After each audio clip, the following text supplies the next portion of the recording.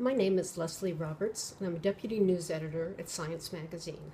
With generous support from the Pulitzer Center, I traveled to Myanmar, Cambodia, and Thailand to report on an emergency effort to eliminate malaria from what's known as the Greater Mekong region. The goal is to do it by 2030. And the reason for this is the emergence of multiple drug-resistant malaria. For the first time, this means a parasite is resistant to not only one drug, but to two that must be used together to treat it. This raises the prospect of untreatable malaria. As one scientist there told me, we treat the sick and 3 weeks later they are sick again. So far, MDR malaria is confined to Cambodia, but experts there say it's just a matter of time before it spreads across the Mekong and perhaps beyond. They have good reason to worry. Historically, the Mekong region has been the cradle of drug resistance. Resistance to chloroquine emerged there in the 1950s. Before spreading to Africa, millions of children died. Resistance to artemisinin, today's best malaria drug, emerged in Cambodia in the late 2000s, sparking global alarm. And today's threat is even more serious.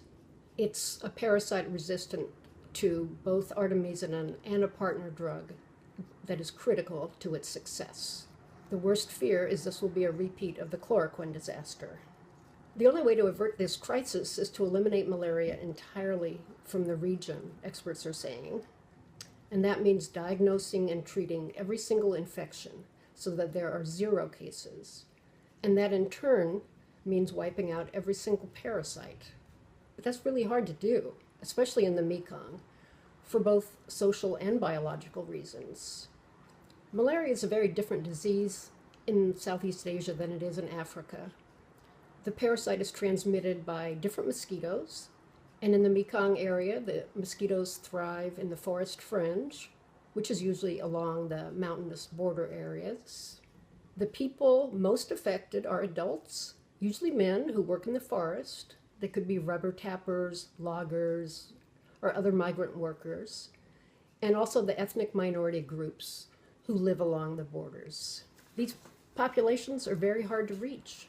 Many live in remote areas where there are no roads, they have no access to health care, and on the biological side, it turns out that people can be infected with the malaria parasite, but have no symptoms, yet they can still transmit the disease. So how do you find and treat the infected when they carry parasites at levels so low they can't be detected on standard tests?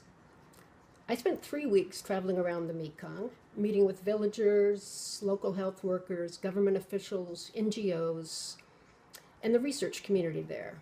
They're all trying to find solutions. They all want to eliminate malaria, but they deeply disagree on how to do it, and they're testing and arguing about several controversial approaches. And all the while, they face this huge conundrum, which is how do you eliminate a disease when the very drugs you need to do it are failing? And so far, that's a question without an answer.